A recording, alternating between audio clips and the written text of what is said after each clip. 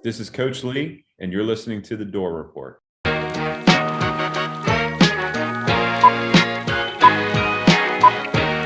I know that. I don't have to shy away from telling nobody. I know that. Yeah. I know that. I know that. And if somebody jealous because I say I know that, that's on them. That ain't on me. Because I do know it. Yeah. Everything about it. There's nothing about it I don't know. I'm a mechanic.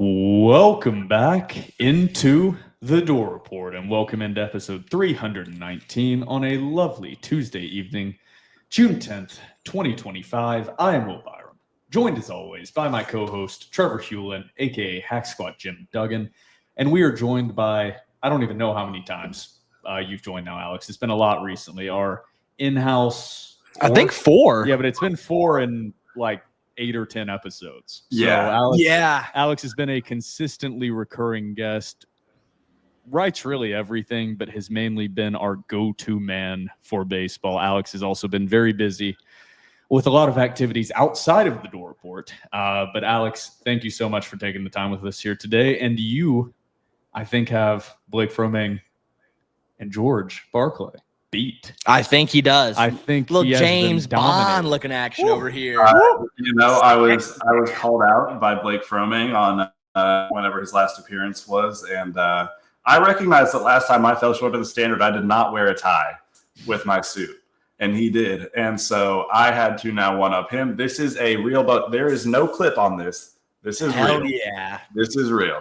So Did your dad have to Blake, tie that for you? The ball's in your court. The ball's in your court. I don't know what you're gonna do, but don't do like a $80,000 Rolex because you know I just graduated from college. That's not fair.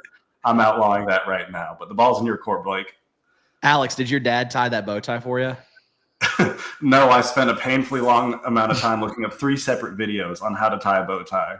That's no shade to you because I don't know how to tie a bow tie either. So I didn't before today. yeah. I'm just a regular necktie man myself. Sometimes a little clip on. People don't know that's a clip on. I'm a bow tie man. I can do bow tie. I haven't worn a bow tie in a long time. Oh, actually. I bet you It's been wore since out college. some bow ties during your frat days. I bet you wore out some bow ties. I had a nice set of bow ties. But Alex is joining us. We did not do a full Vanderbilt baseball season recap last episode on episode 318. We just gave our thoughts, and Trevor went through Stat Squat Jim Duggan, going through Vanderbilt's offensive struggles through the national regional, but also just through the season as a whole. So me and Trevor already kind of gave our thoughts on what the issues were within this Vanderbilt baseball program this season. To call them issues, that's what a lot of this discussion is going to be, because there were issues. This team was also the number 1 overall seed in the NCAA tournament. So there's a lot of nuance to this discussion, like we said last time, but we have our in-house specialist, Alex, to help sort through a lot of those complicated issues. Before we get into that in segment 2, we do have some football recruiting updates, some actual news on the football front. Granted, these are high school recruits, not transfer portal activity. So we'll see if we ever see these guys actually on the field, but we will give an update on that. We also have another basketball transfer coming in. Yeah. A little bit unexpected, but a good pickup. We will touch on that. And then we have a good number of premium message board questions, specifically most of them addressed to you, Mr. Kurbegov.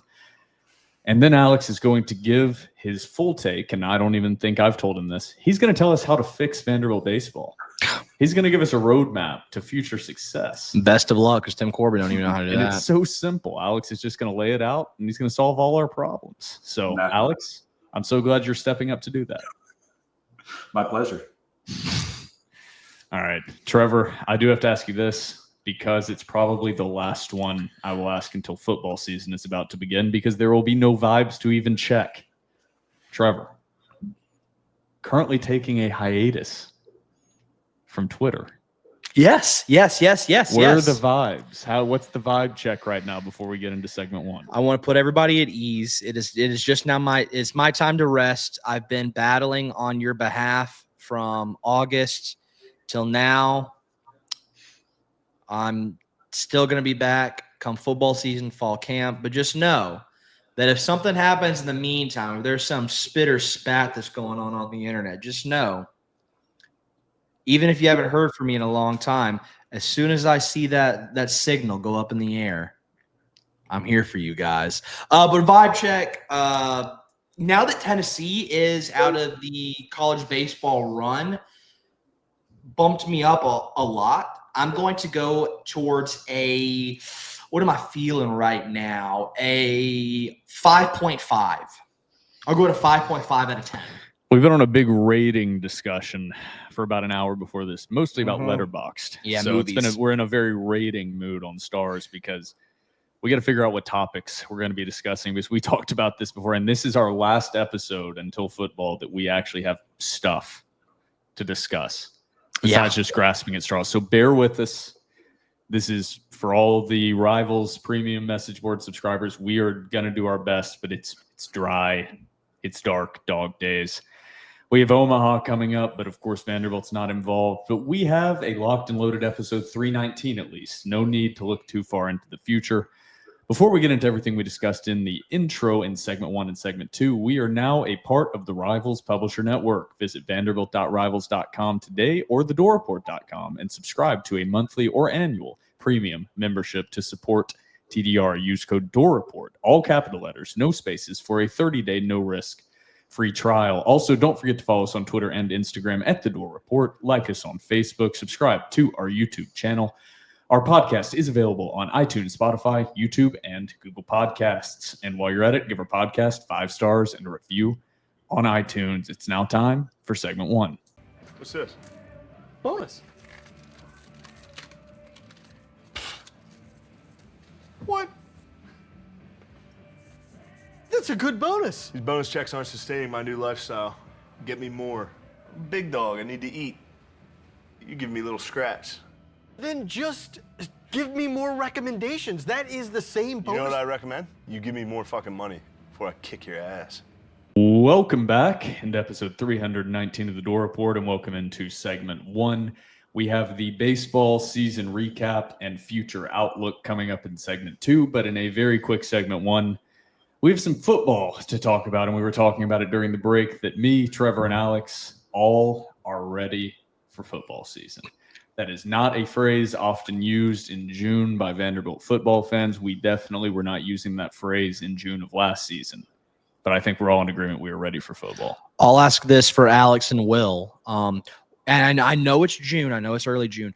When was the last time you were this excited for football this early? You're not going to like this answer from me. I think I know your answer. I think we have the same answer. Alex, I'll let you go first.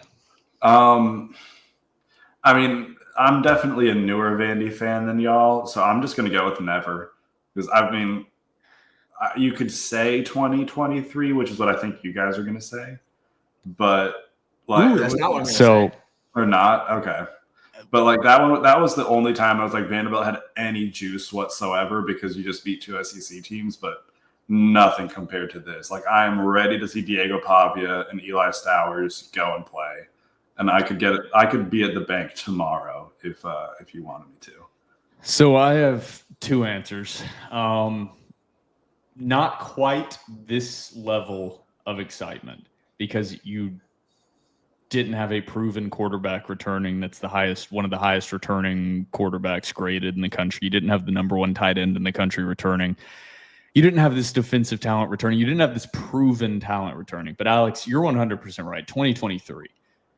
I often have stood on a lot of my takes being correct. 2023, I could not have had a bigger swing and a miss on how excited I was for that team. I fully bought into the hype train, and they sucked. I fully bought into everything with A.J. Swan, Will Shepard, what they were building, and it didn't work. So not quite as excited, but that's maybe what I would put. The other one is 2018.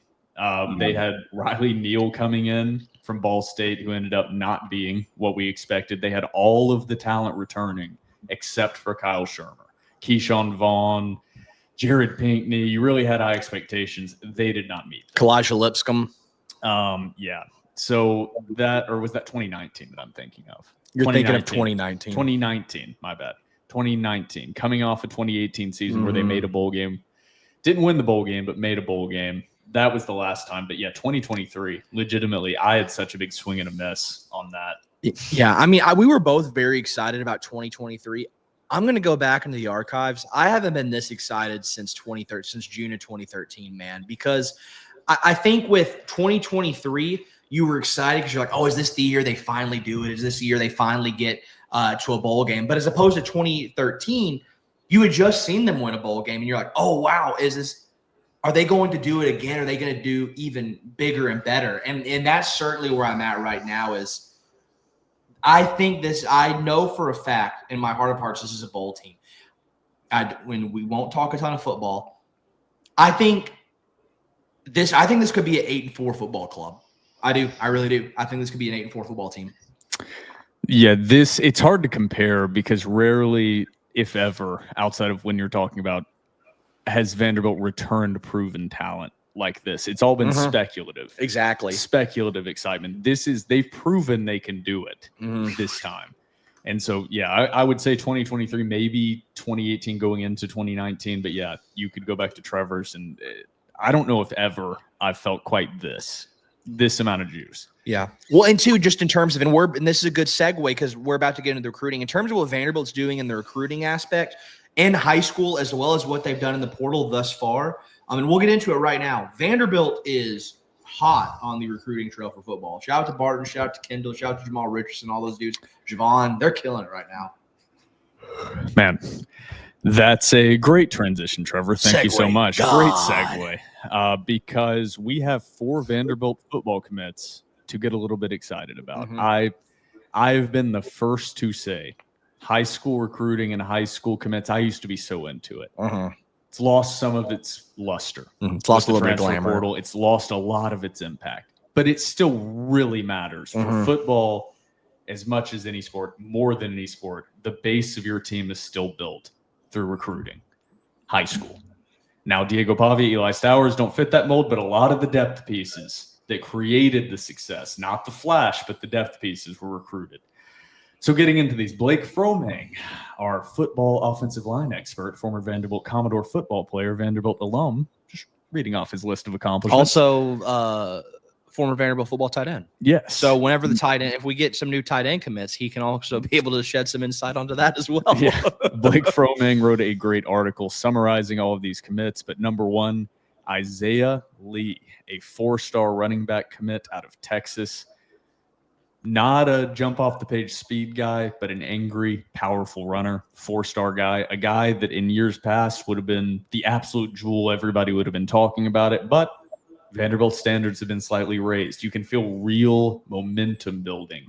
That's why it's a little bit different. This feels sustainable in a way that the Franklin era and the slight success during the Mason era they didn't have. They just weren't getting guys consistently like this. Now they are. Chris Tangelo, I believe he's going to play corner. I don't know what he's going to play. Maybe wide receiver. I have no idea. He's cornerback / wide receiver. Blake seems to think he's going to play wide receiver. He's not rated on Rivals, but he's a 3-star, high 3-star across other sites, a 6'4", 190-pound wide receiver / corner. Watch this kid's tape, guys. Great tape. Watch this kid's tape.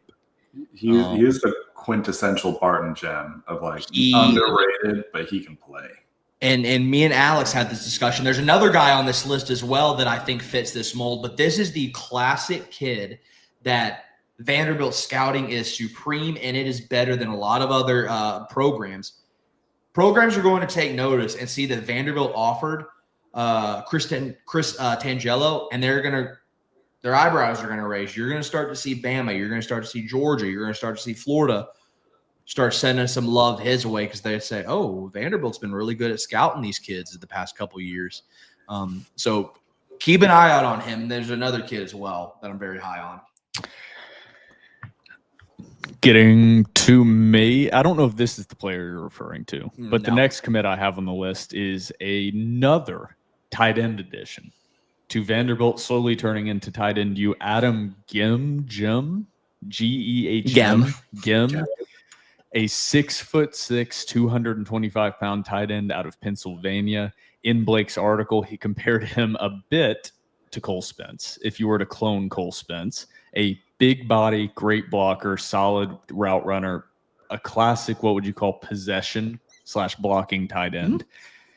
Another great get. Just a position group you need depth with what Vanderbilt is doing. Oftentimes running 2-3 tight ends that need to be able to be dynamic blockers as well as pass catchers. Just continuing to build that depth. He has the body of that prototypical Big Ten tight end, like your Penn State tight end, your Iowa tight end, Iowa State, Michigan State. He's got that mold. Yeah, I was talking to a guy who had played with him. He's from the same high school, and he's also a Division I athlete. And he said that he has played with 4-star tight ends who are rated a good bit higher than this guy. And he said that Gem is significantly better than all of them, and that. So I think he's another Barton Gem, quite frankly. I think that based upon what this guy told me and then a brief watch of his tape, he can do everything that you want a tight end to do. And the kid can play. I'm really excited for him.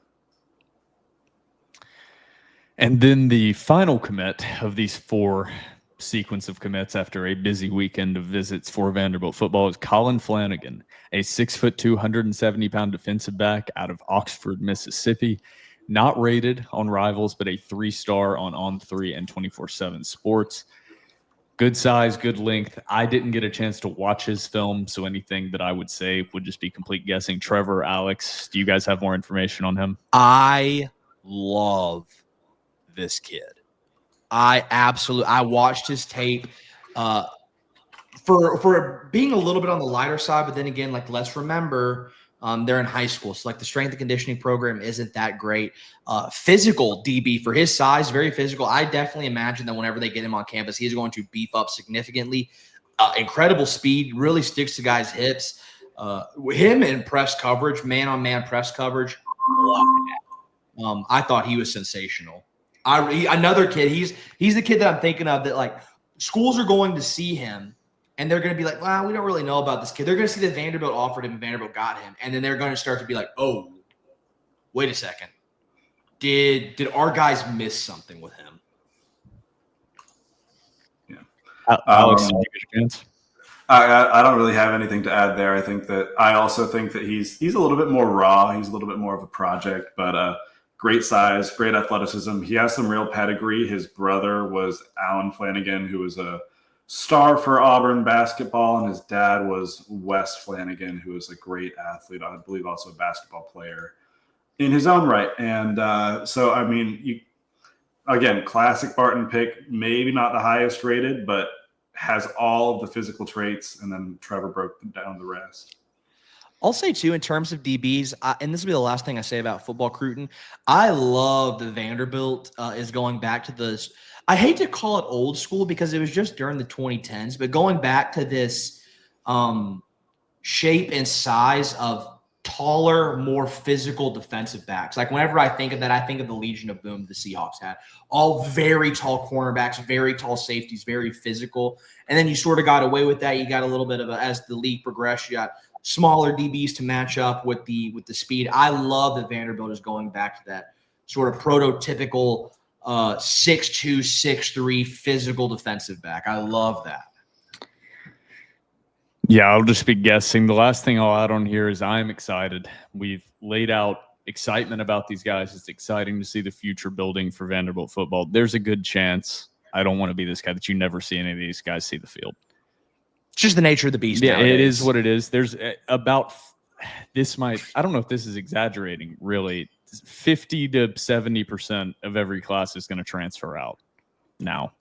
And that's just the nature of it. And that might only increase. I don't know what the actual numbers are, but that's got to be I bet close. somebody's got the numbers. Somebody probably does have the numbers. I bet it's probably like 30, 40% right now, but I feel like we're not at peak crazy yet. Maybe we are, but I kind of doubt it.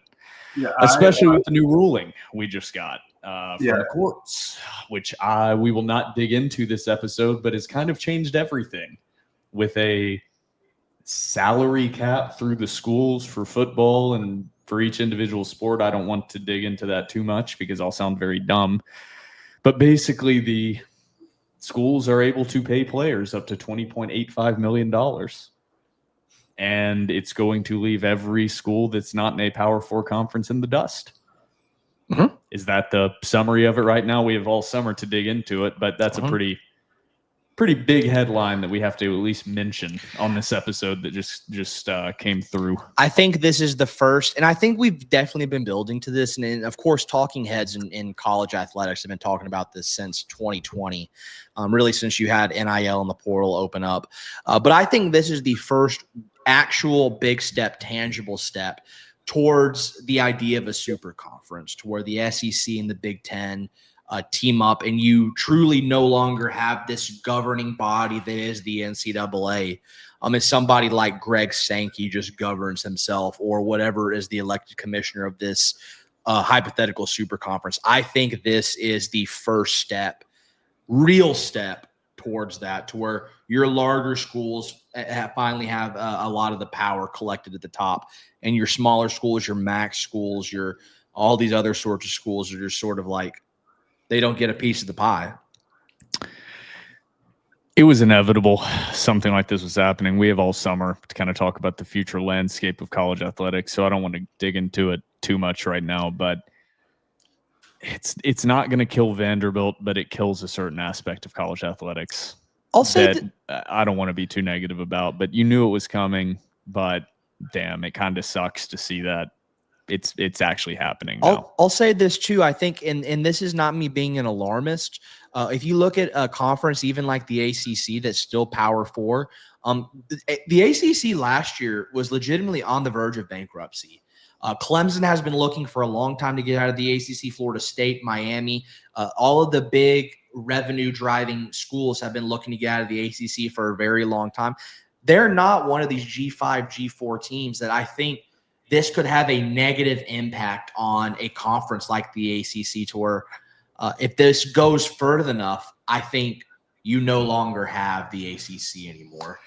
And I unfortunately think your teams like your Boston Colleges, your Virginias, those sorts of teams are maybe pushed the wayside a little bit and go to G5 status, as unfortunate as that is.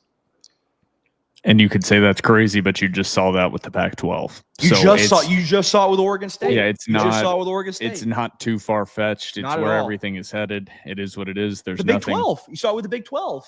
Yeah, we have plenty of time to bemoan everything happening in college athletics, but we do have a basketball transfer commit to get to for Vanderbilt. George Kimball III from Eastern Kentucky, a guard who had some pretty great stats last season, but had a knee injury late in the season that is going to cause him to redshirt the entirety of this upcoming basketball season. So this is a transfer commit that is not going to impact this upcoming season for Vanderbilt basketball, but I would call it a value pickup for a guy to get him on campus, get him on your roster, and a guy that you could call a Jason Edwards-like player in a lot of aspects, a volume shooter, volume scorer. Last season for Eastern Kentucky, played in 25 games, played almost 30 minutes per game. Not an incredible shooting percentage, 38% from the field, 34.8% from three, averaged 18 points per game. Volume scorer. So that's a guy that is similar to Jason Edwards. That's what I take away from his game. I wish I had a more incredible evaluation of it, but yeah, a great value pickup that's not going to impact the upcoming season.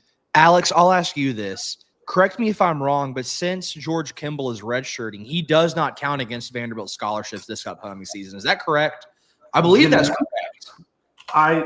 I think that I don't know. I want to say that red shirts actually do count against their scholarship. However, what I wonder, because they're at the limit, because that's what I was wondering. With him, that puts them over the limit. No. What I'm wondering is if they just did some like finagling and they made him a walk-on because he's not even going to be playing this season. And they just gave him a bunch of NIL to cover it. and then he's just redshirting because you can be a redshirt walk-on. That would It's a make the PWO. most sense. That's okay. Thank you for saying that. And it turned out that Diego Pavia was never a PWO, but a lot of people last year were saying like, "Oh, Diego Pavia is a PWO and NIL is covered because they don't have the scholarship limit." That was never true. But that's fascinating. I was wondering with taking him on even with a red shirt, I was wondering, does that not count against scholarships? Because that would put Vanderbilt over the limit. No, I just looked it up. It does count against the scholarship limit, so I would not be shocked to see that they made him a walk-on and are giving him a bunch of NIL to cover it. Good for Vandy. Good for Vandy. Smart. Very. No, my comment on just him as a player, though, very Jason Edwards-esque in terms of production, except he is bigger, more athletic, and better at defense. And that's obviously if you had Jason Edwards and he was bigger, athletic, better than defense, he would have been the best player in the country. So that's a bit of an unrealistic expectation to put on him. But I could very, very, very realistically see a world in which, because Duke Miles and Frankie Collins are both going to be done after this next year. I would not be shocked if Kimball comes in and he is your starting point guard and he is your go-to guy next year. So I think it's a brilliant pickup. So last thing before we head to the TDR cocktail break and get into VandyBoys baseball, there is one question that is not surrounding Vanderbilt baseball on the premium board questions, and it hits on a little bit of what we talked about earlier. It says, but it kind of simplifies. It's a simple question. It says, are you guys able to break down what the new House ruling might mean for Vandy? Will it make it easier for Vandy to compete or harder? I think we can answer that. Yeah, that's, in my opinion, for Vanderbilt, they're in a good spot. Yes. The timing of the $350 million renovations, facility upgrades could not have come at a better time, because I think if this House ruling had happened 4 or 5 years ago, that Vanderbilt would use this House ruling as an excuse to not invest in facilities and upgrades. They've already invested that money. It's already happened / is about to finish up happening. So that's already done. Vanderbilt's in a good spot. This is going to screw the teams you talked about earlier. The question we talked about was, if you could put a dollar value amount on having an irrevocable spot, one of the 16 spots in the SEC like Vanderbilt does, how much is that worth? Yeah, Alex, what do you think that's worth? Because it has to be almost the valuation of a professional sports team, or if not more. I mean, you're probably talking like, I don't know, you're maybe not like one of the big three like MLB, NBA, NFL, but you're probably a lot more valuable than a lot of like MLS clubs. Am I crazy for saying as a whole, if you could put a dollar amount on it, the SEC is worth $5 billion? I don't think that's crazy. Probably more. An irrevocable spot like Vanderbilt has in the original charter with where college athletics is headed. It's worth billions. That spot, I don't think it's grandiose or crazy to be like it's worth $1 billion. Like it's Vanderbilt is set up in a fine spot. My bemoaning of this is not because of how it sets up for Vanderbilt. The old system sucked for Vanderbilt. Yes. It didn't work. Everything in NIL has been better for Vanderbilt. I think anything that's expanding where money comes into play is going to help Vanderbilt. That's the bad part. While it hurts college athletics, it's going to help Vanderbilt improve their spot. Yeah. I don't know if you have a different thought, Alex. So I agree with all of that at a base level. I think that the most immediate kind of thing that it doesn't necessarily, it's not going to be how the House affects Vanderbilt, but you mentioned timing before, and I think that that's a really, really crucial thing as of right now, and that it is very good that you've seen Vandy United and a lot of these programs and real investment into athletics before the House ruling. And then I think that it's also equally important that Vanderbilt carry this success over into this upcoming season where the House ruling will be in effect and you are going to be paying players directly. Because I think that I agree with Trevor that this more or less is the first step towards super conferences and all ideas of parity between P4 and G5 and even like SEC Big 10 versus Big 12 and ACC kind of go out the window with Vanderbilt having a spot in the SEC, and Vanderbilt's not going to get kicked out of the SEC. I don't care what anybody says. They have to carry in momentum.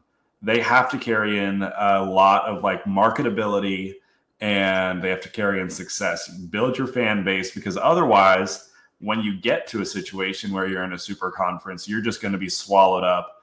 And then maybe if you are in that super conference and it's no longer just an SEC or a Big 12 type thing, or Big 10 rather, if you're in this random thing with like 40 to 45 schools in it, that's when Vanderbilt's in danger of getting dropped down.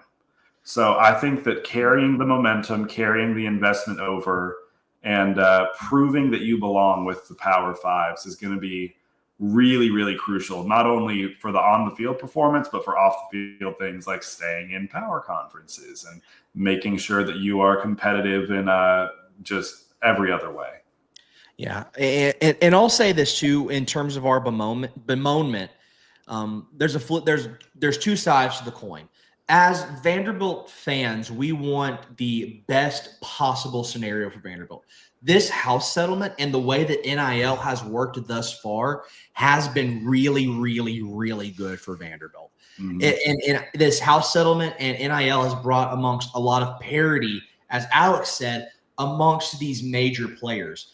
The flip side is where you have parity on one side, you have a insane lack of parity on the other side amongst P4 and G5 teams.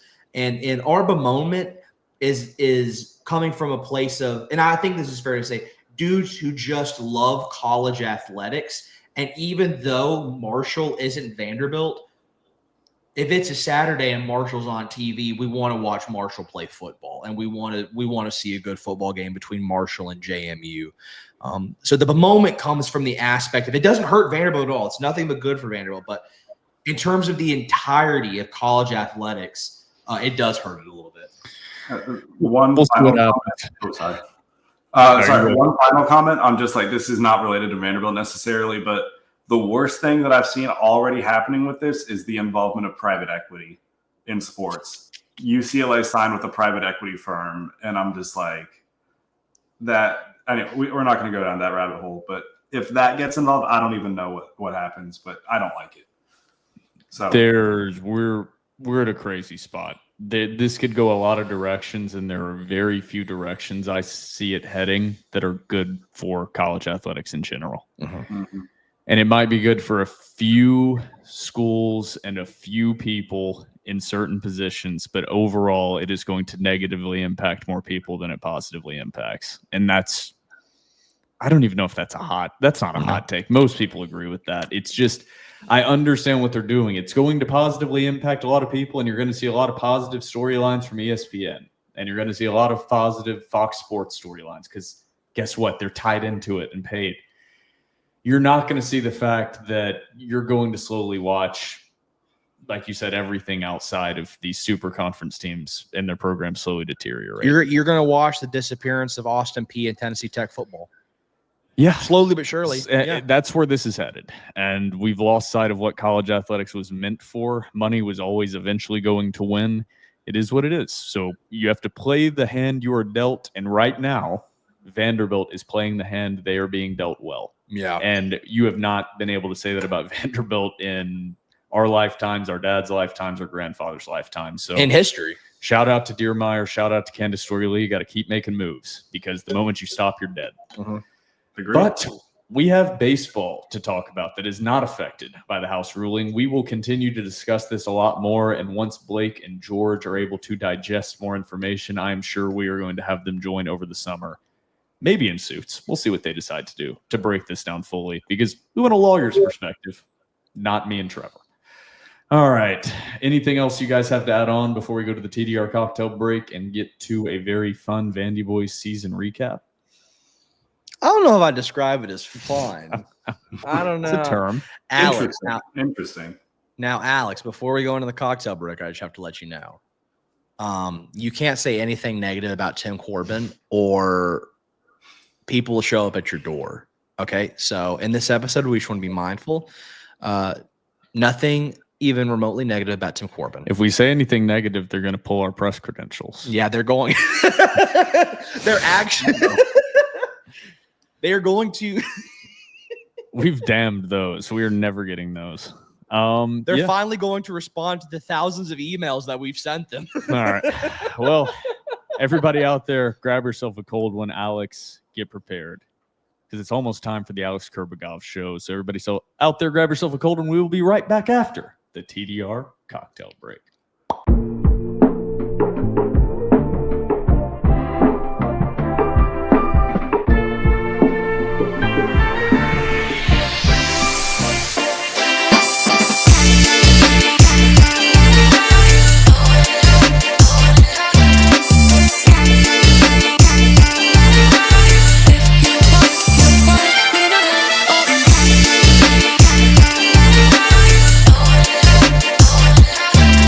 Welcome back into segment 2 of episode 319 of the Door Report, and welcome back from the TDR cocktail break. We have what I described as a fun VandyBoys season recap. I might have been overselling the joy in this entertainment you're about to listen to. Interesting is maybe a better description, like you and Alex said, Trevor. Vanderbilt. Where to begin? Roller coaster, up and down, you could call it. And it ended down in the worst way you can imagine. But overall, Vanderbilt 43-18 on the season, 19-11 in the conference, 6 more SEC wins than last season. Number 1 overall seed in the NCAA college baseball tournament. Won the SEC tournament championship, but then were ultimately bounced from their own regional as the number 1 overall seed, losing to Wright State, the 4 seed in the region, becoming what was it? Was it true, the stat, the only number 1 overall seed to not make their regional final? Yep, Yes. Was that a real stat? That was a real stat. that's true. So, a tough season to just put a grade on. We are going to eventually put a grade on this season. Trevor doesn't think it's so tough to put a grade on this season as he's shaking his head. I think it is a tough one to put a grade on. But we have a lot to talk about before that, and Alex has a lot of information that he needs to discuss. Me and Trevor got most of our thoughts out last week. I'm sure Trevor has a few more. But to get us kicked off, we have some premium message board questions that we can get to after Alex gives his initial spiel with whatever he wants to talk about. The number 1 season recap. We could talk about team stats. We could talk about where Vanderbilt sits nationally. We can do all that if Alex wants to. The number 1 issue with this team is the Vanderbilt Commodores had 1 player hitting over 300 on the entire roster. Riley Nelson hitting 344. Vanderbilt had 1 player on the entire roster with double-digit home runs, and Brody Johnston with 15. That sums it up right there. Pitching was good. The bats were not. Alex, we have not spoken to you on this podcast since the horrendous Nashville Regional. Where do you want to start? Regional, overall thoughts, what the hell happened? The floor is yours, good sir. I mean, I think that I'll just start with overall thoughts. I feel like the regional stuff has kind of been beaten to death. Like, everyone knows that they just choked, played way too tight, did not do anything well, like, period. I mean, J.D. Thompson was good the first game. Connor Fennell was good the second game. And then I guess the bullpen was solid. But, like, aside from that, stupid errors everywhere. Like, some of the worst plate appearances you've ever seen. I don't know what there really is to say. Questionable coaching decisions with burning Fennell instead of keeping him for your 3rd game. Please don't kill me. Just going to say questionable. I'm not going to say that loss on the regional. My eye went, It's I mean, I don't know what more I could really add to that. I think that I will hit on one part of the regional, which might not be what someone would expect later on, but that'll kind of come just in the natural flow of things. So I'll just go with the season overall. Yeah, genuinely one of the most confusing seasons I have ever watched as a college baseball fan. I have never seen like the week to week variance, not even week to week, because it wasn't like they would win an amazing series one week and then lose to the worst team the next. It was just up and down. Like you started off kind of in the middle with like the 2-1 result in that first tournament. And then you were down for a while. You went to California. You went 1-2. You lost to USC and UConn badly. And then you came home and you looked unimpressive against some not great competition. Then all of a sudden you rattled off like 13 straight home wins. And you're like, okay, wait a second. They could be cooking something. Like there were issues. The power wasn't playing. But you're like, okay, wait, we could have something here. SEC play starts. You go 7-7. Everything looks remarkable. Like the pitching was good, the hitting was bad, and it just evened out to be remarkably average. And I thought that that's what this team was going to be the rest of the way. And then their players only meeting happens. They make some changes to the lineup, and they just caught absolute fire, like just lightning in a bottle. They rattle off 3 straight series wins against it was Tennessee and Kentucky. And who did they beat before Tennessee? Alabama with the walk-off home run in the 9th. Game 3. And then you carried that into the SEC tournament where you just ran through, like you made Oklahoma look like a bad team. You ran Tennessee off the field. And then Ole Miss was a close game, but they were in control of it the whole time. Like they looked like the best team in the country for a solid 4-week span. And then you come back, whatever happened, and the regional occurred. So I don't even know where to start if you're going like a what went wrong or what went well. Like I could give you takeaways about Build for the Future. But, I mean, what of those things do you guys want to hear? Well, I think this is a good point to go to the premium board questions because they will guide us in this conversation a bit. Now that you've gotten your full macro overview of the season. Confusing is a great way to put it, too. Roller coaster is like too strong of a term because this team never like plummeted down until the regional. That was that was the plummet down. But throughout the season, it's not like this team fell out of the top 25. They just looked like a very average SEC team for a majority of the season, which is a top 25 baseball team, but a very average baseball team. And then, like you said, had a 4-week stretch of looking like the best team in the country. But there was a question from Unabridged last week, and I'm very glad he reposted it into this week because we said we would ask you on this week's episode. Unabridged said, I'll re-ask this question I asked on last week's pod. Did the last third of the season happen because Corbin did a good job and then the team just fell apart mentally in the regionals? Or was that last month despite Corbin and next year will be more of the same? There's a reason I wanted to leave this for you. And then there are some additional questions on here related to that. That's a tough question to answer. The way that I would say it, because I know that players only meeting that a lot of the guys have referred to, that was an inflection point in the season. That was them more or less saying, we don't like how we've been playing, nor do we like how we've been told to play.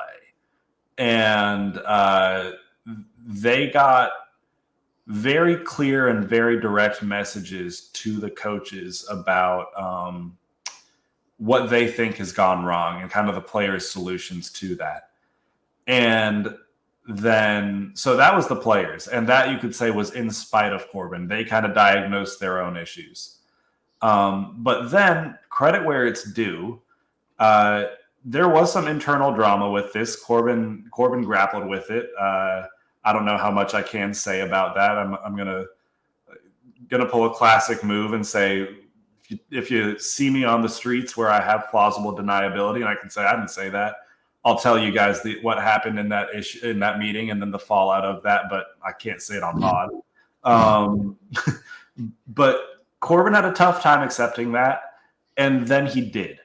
And he did buy into what they were saying, and he was willing to change. And I think that the staff also kind of took a look at themselves, as did the players, and there was a really big coming together.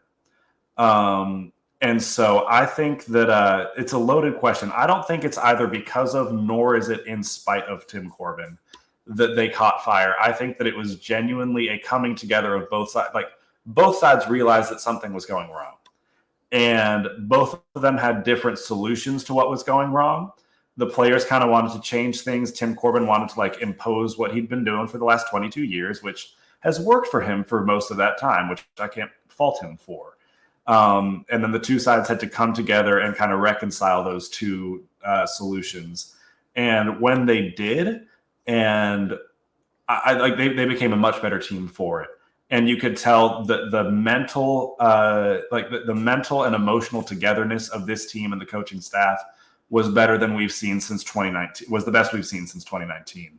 And you could tell that these guys loved each other more than any team we've seen, again, since 2019, 2020. And so it's an annoying answer, but I think that there is truth to both sides.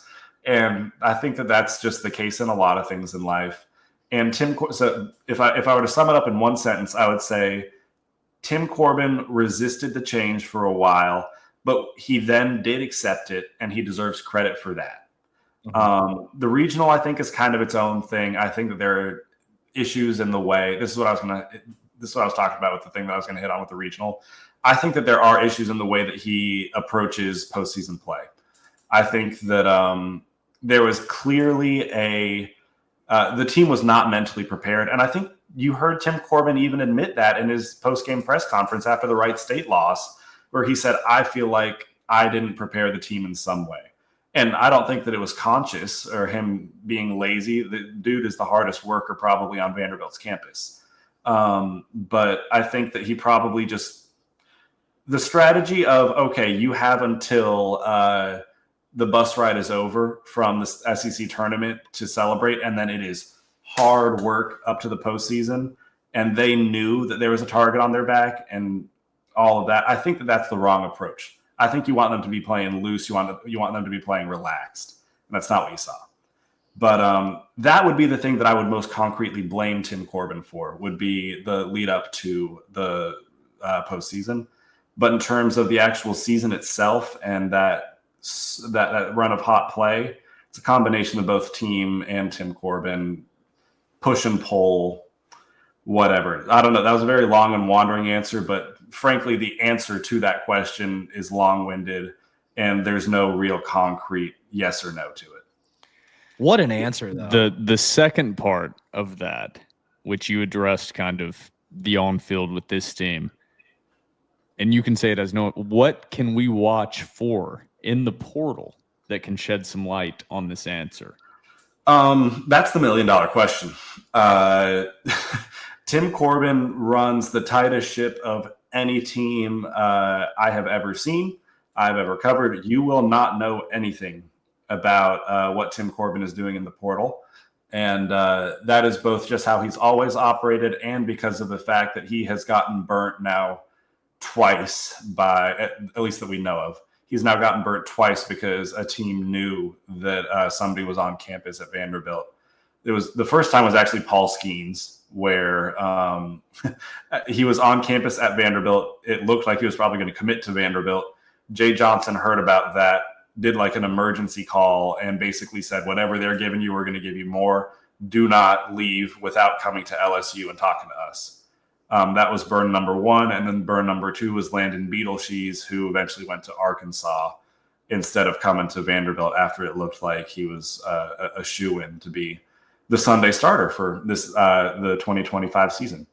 So yeah, you won't hear anything until until people have committed. Now that I've gotten that out of the way, what you're going to want to see is you're going to want to see intentional approaches to have power hitters that fill specific needs. I think that one of the biggest issues with the last assistant coaching staff was that they just loaded up on the exact same positions and kind of made do with it. The exact same build of player every time. It was a fast, like shortstop or center fielder who would hit like 285 with 6 to 7 home runs per year. And that's fine if you have a shortstop and then a center fielder with plus defense who do both of those things. But then you also need a power hitting third baseman and power hitting corner outfielders to complement them. And I think that you're starting to see a bit of that with Ty Blankmeyer in that 2026 class.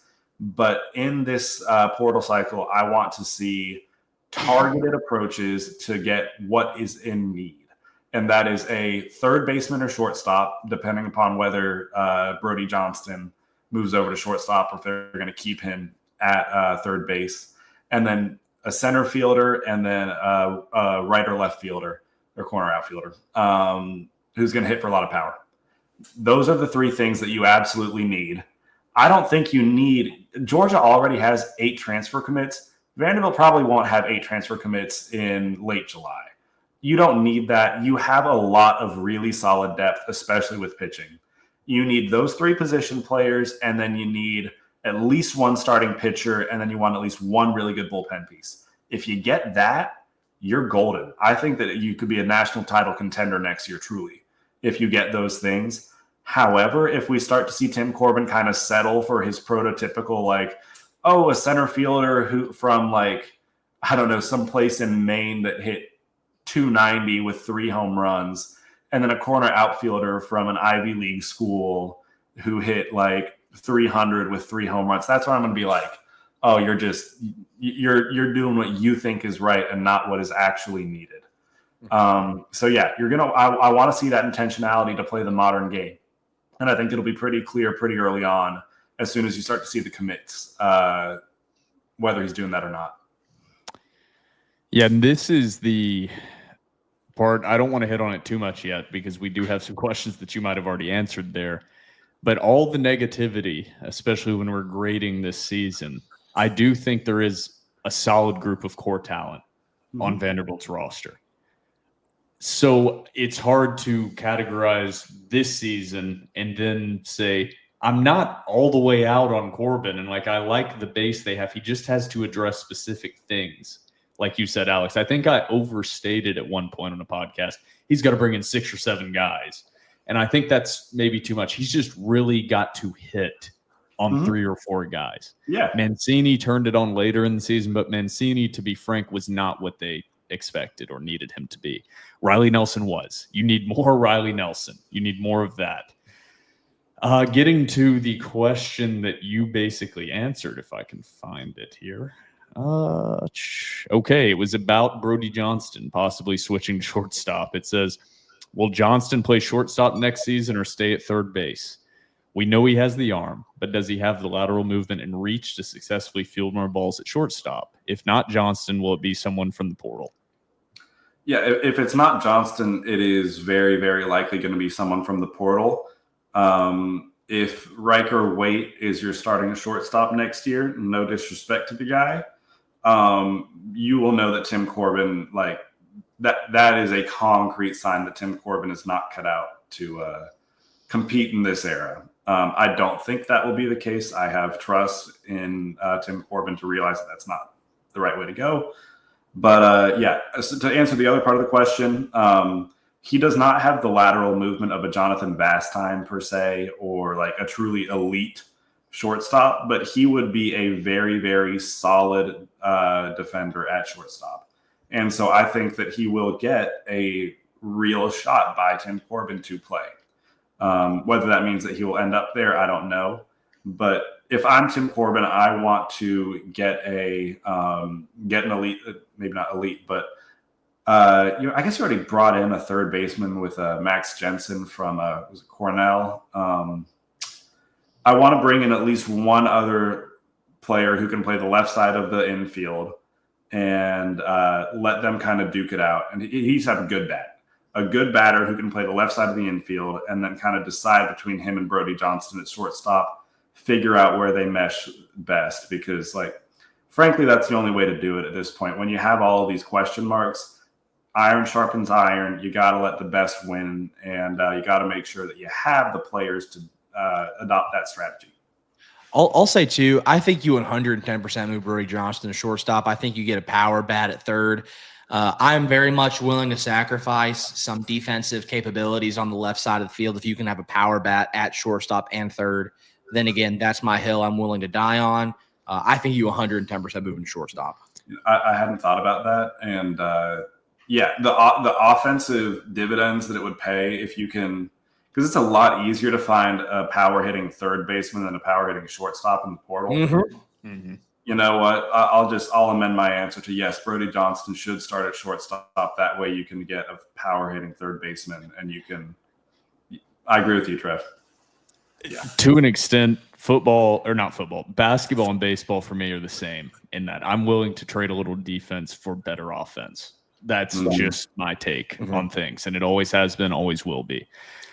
We do have a few more questions. One of them is about Riley Nelson. So a couple questions in here said, what should the backup plan be at first base if Nelson leaves for the MLB draft? So first part, just quick answer. Do you think there's a possibility Nelson leaves for the MLB draft? Yes. You do. I don't. Really? You don't think that there's a chance? I don't think he'll get taken high enough to where the minimum contracts could battle what Vanderbilt could offer him in an IL. Yeah, I think that there is a very, very good chance that he returns. And it's also true that first basemen who don't hit for a ton of power, which he has the power in him, but he doesn't have the power production necessarily, don't get drafted very high. But I just never want to say concretely that someone will 100% be back, especially if they had such a good season, because it only takes one team to be like, oh, you know what? Our fourth rounder, he was taken earlier, and Riley Nelson, he was the next guy on our board. That's valid. That's valid. So the next part of that was, if he does leave for the draft, does Holcomb move to first, or is he better suited for the outfield? Keep him in the corner. Keep him in the corner. Get a portal guy at first. Yeah, I mean, he can play either one. It's whichever one you can find the better bat at in the portal. I would agree with that. I'll amend my answer, and I'll agree with Alex on that. Okay. One. Yeah, We've got if you're in on a corner outfielder who can hit really well, then you move him to first. If you're in on a first baseman who can hit really well, you keep him in the outfield. Simple as that. We have a few more questions here. This goes back to high school recruiting for baseball. So if you don't have information on this, no problem. But Unabridged asks, what odds do you give on us getting our top 3 recruits to campus next year? I know Hernandez is almost certainly gone, but what about the 2 outfield prospects? I've heard different things on Gamble and DeBrune. Which do you prefer? I personally don't have any knowledge. Yeah, Hernandez is 110% going to the bigs. That's without a doubt. I can take it if you need, but which one do I prefer of the 2? I think that I would prefer Slater DeBrun. He is a hitting machine, and he is an outfielder with really good speed. I think that he would be a day one starter in the outfield for Vanderbilt and probably your leadoff guy next year, quite frankly. Gamble is very, very, very good, but he's an infielder where Vanderbilt frankly has a logjam of infielders. And he had a really rough start to the season. He turned it on late, but he had a really rough start to the season. That kind of scared me a little bit. But to answer the other part of the question is, I don't think any of that will matter because both of them are going to be gone in the first round. Yep. Yep, and that has been a constant storyline that me and Trevor have hit on. That's why I was like, I don't know how to answer the second one because I'm like, they're all 3 going to get drafted. Like you can't, if you're in the first round, you cannot turn down that type of money. You can't. That's been one of the reasons that I do not have knowledge on this. Is we've watched it consistently, player after player, Vanderbilt getting these highly rated recruits by Perfect Game, having the top 5 class, and then they don't bring in their top 5 guys because they're all going to the MLB. Yeah, who gives a shit if Max Clark commits to you? He's not going to school, guys. Like, what are we doing? That's the Andrew Jones commits. He ain't going to school.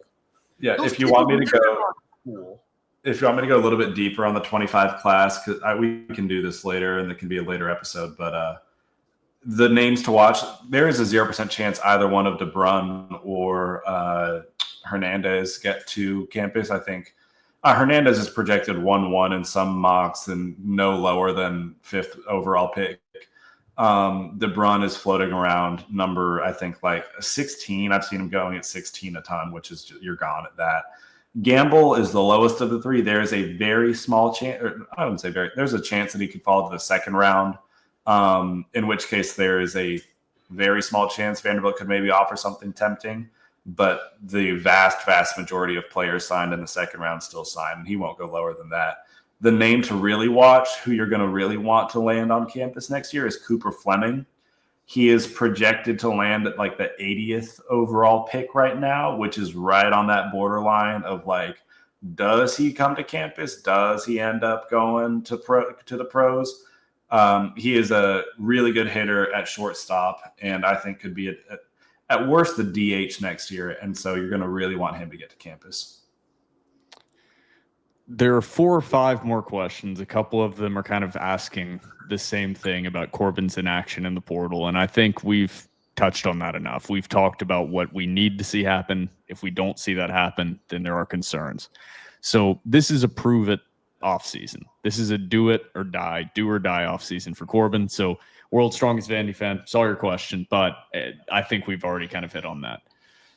There's one more question on here that is going to address Trevor's stat outpouring from last episode. Just kind of bringing up a good point. I just quickly read through the question, but there is one final question or address as some car explodes. Somebody blew their transmission Whatever. on 40. But from B. Fromang says Alexander, and this is written in Russian, so I had to go to Google and translate it. Said, why do you deny your heritage? Take the hammer and sickle. Take the hammer and sickle, Alex. Come to the side. But then Vandy, Join the workers. then there was a response from Vandy Jr., who responded also in Russian and said, Alexander is not a communist spy. Signed, communist spy. So you've got some battle for which side is Kurbegov on? We may never know. Come on. Hey, Alex. Workers of the world unite, baby. I may have cheated and looked at the questions beforehand, and I had a Google Translate response written into my computer. So I'm going to try to hold it up to the speaker so you can hear it. Perfect. Я бы никогда не принял символы этих коммунистических свиней. And that roughly translates to, I would never adopt the symbols of those communist pigs. Stand strong, brother. No. Stand strong. Bootlicker. Bootlicker. Stand strong, brother. Capitalism, baby. You're aligning with your oppressors. All right, getting to the last question here. Trevor, this is an interesting one. It's completely up to you if you would like to dig into this, because it would be more number crunching. I don't think you want to do that. Let me hear it. But Vandy Jr. too does bring up a very good question that we did not address. He says, I posted the following in the thread, the eyes do not deceive, but did not get an answer. So I'll try again. Because if nothing else, I'm dogged in my pursuit of the truth. He says, goes on to say, great work, Trevor Hulan. I have no doubts whatsoever that you will someday require all of us to address you as Dr. Trevor, PhD. I won't do that to you guys, I promise. Somebody has to play the role of devil's advocate. I already do that a lot, just to let you know. So I shall try despite. What was that? Sorry, no, I opened my phone because I got an announcement that somebody committed to Tennessee. Oh, gotcha. Oh, God. Okay. But somebody has to play the role of devil's advocate. So I shall try despite you not being a devil in disguise. If you were doing this as a doctoral dissertation, then just consider me the one less friendly professor before whom you are defending your dissertation. Blah, Okay. blah, blah. Expletives deleted. You compare Vandy's average OPS to that of the 16 super regional teams, which was fascinating and definitely worth an A+. If you did an OPS analysis of the 16 teams who finished second in each regional, what would it show? If it showed they collectively had a higher OPS than the regional winners, would that negate your conclusion sufficiently to make it less than true? Less true than it seems to be. Asking for a friend who is too afraid to ask for fear you might beat him up. No, that's That's a actually good that's a question. that's a great question. And actually, I apologize, I didn't see it in the original thread. I will actually do that this week. I'll crunch the numbers and I'll post them to the board. I think that's an excellent question. So he's asking, I can obviously go back and read it. The 16 teams That were the runner-up. that were the runner-up. And, yeah. And if they had a higher than Vanderbilt, but still lower possibly than the super regional teams, or just where they stacked up compared to the ones that advanced. I can even do I'm trying to see. I wouldn't do a T-test. I can probably run even we'll get nerdy. I'll run a Nova on that and even get you some more insight to see where they lie. That's a great question. I'm actually going to do that for real. This is what the premium message board is meant for. So great question, Trevor. We'll dig into that. That is about all of the relevant questions that we have here on episode 319. Excuse me as I burp. Off mic. Pretty much all we have left. We've kind of addressed the future outlook, what we want to see this offseason in the future outlook. But before we grade the season we just saw, on a scale of 1 to 10, how are you feeling about where this current Vanderbilt roster sits where it is / slightly combined with what you expect to see this offseason? That's a really tough question, but I think it's a good one to try to answer and predict right now. Yeah, I'm so sorry. I've been looking for something I posted to the board like 3 weeks ago that almost answers that question from Vandy Jr. Almost exact. Well, not exactly necessarily, but it's useful to know. Vanderbilt's OBP and slugging percentage ranked 57th and 55th out of all teams in the tournament. Wow. So that means that they were only what's 64 minus 57? I've been out of school for a month. I can't remember. 7. There you go. Yeah. So there were only 7 teams that had a worse OPS than Vanderbilt. So I would be willing to bet that they would probably be last in that runners-up category. Yeah. Yeah, the OPS was just bad. So I'll do OPS. I'll do home runs too, because I'm interested about home run totals. We'll have to see what the data says, but I imagine they would be in the bottom tier. But it will be interesting to compare those teams to the teams that did advance, not necessarily just to Vanderbilt. Yeah, I so wonder what the variance is there. But getting to the 1 to 10 feeling on the roster. So just to confirm, this is the roster heading into next season with the pieces. Yes. Okay. With the pieces they have, and kind of what we can expect to see out of Corbin, possibly. I don't know. That's a huge question mark. Maybe we should leave it where it is now. So just the pieces they have now, I guess we could say. Some of the pieces they have now, I'm really high on. I've been a ride or die for Braden Holcomb, and I really like Brody Johnston. They need more. So I'm going to go out of a 10. I'll go flat 4. I'll go a flat 4. Alex? It's a really tough question to answer. I'm with Trevor. Ride or die for both Brody Johnson and Braden Holcomb. I think both of those guys have superstar potential. Both of those guys could be your 3 and 4 batter next year. I think Rustin Rigdon is going to be really, really solid next year. I think you started to see him really adjust to SEC pitching late in the season, and instead of just drawing a walk per game, drawing a walk and getting a hit in every game. And that's only going to get better. You got those 3. Mike Mancini is in all likelihood coming back, and I don't think it was a coincidence that when he got healthy, he started to hit a lot more. I think he was one of only 2 hitters to hit over 300 over the last 4 weeks. And then he also hit 4 home runs in those 4 weeks. And that aligned with the time that he was finally healthy after his hamate surgery. So I like those 4 a lot. I think Colin Barzey is serviceable as a 8 or 9 hole hitter, and he's a good defensive catcher.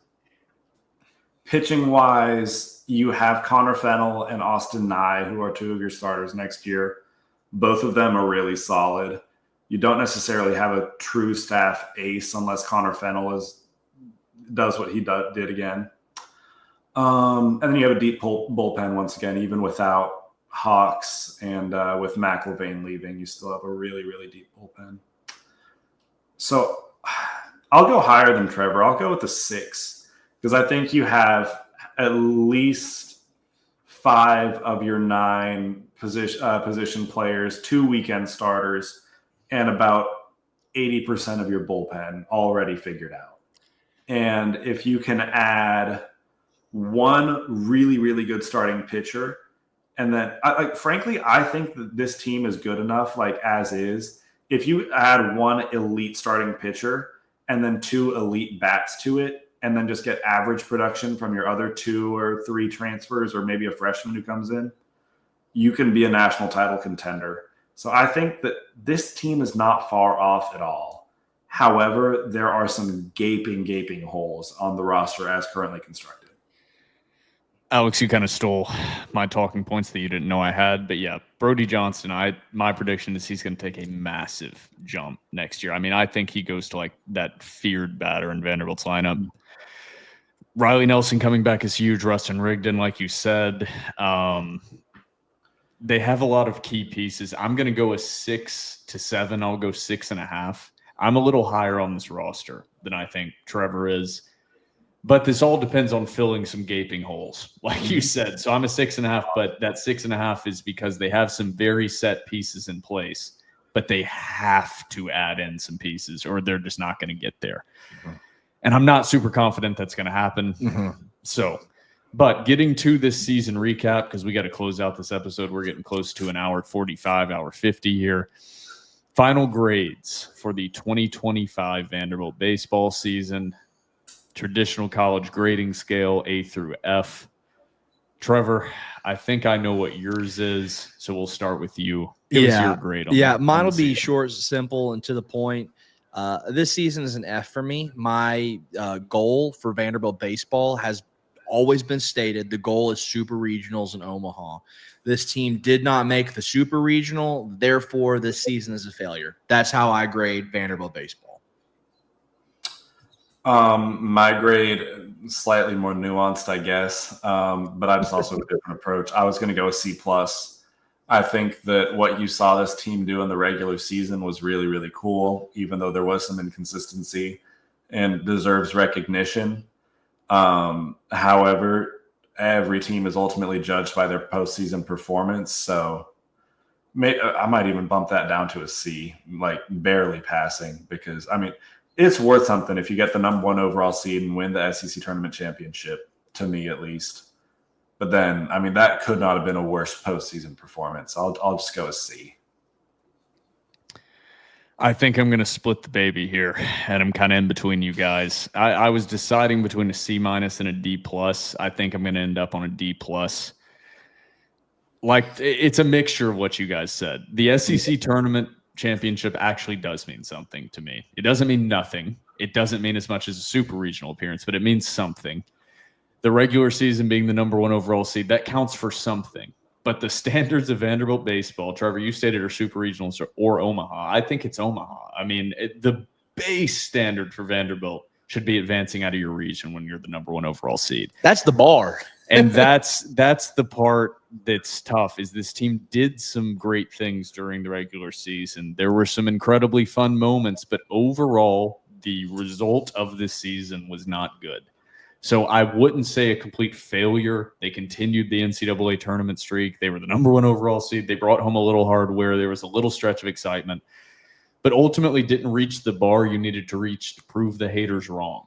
And I think that is a bar we hoped they would reach. We kept saying we were wanting to eat crow, and they just didn't get there. So I'm going D+, Trevor with an F, Alex with a revised C, I believe.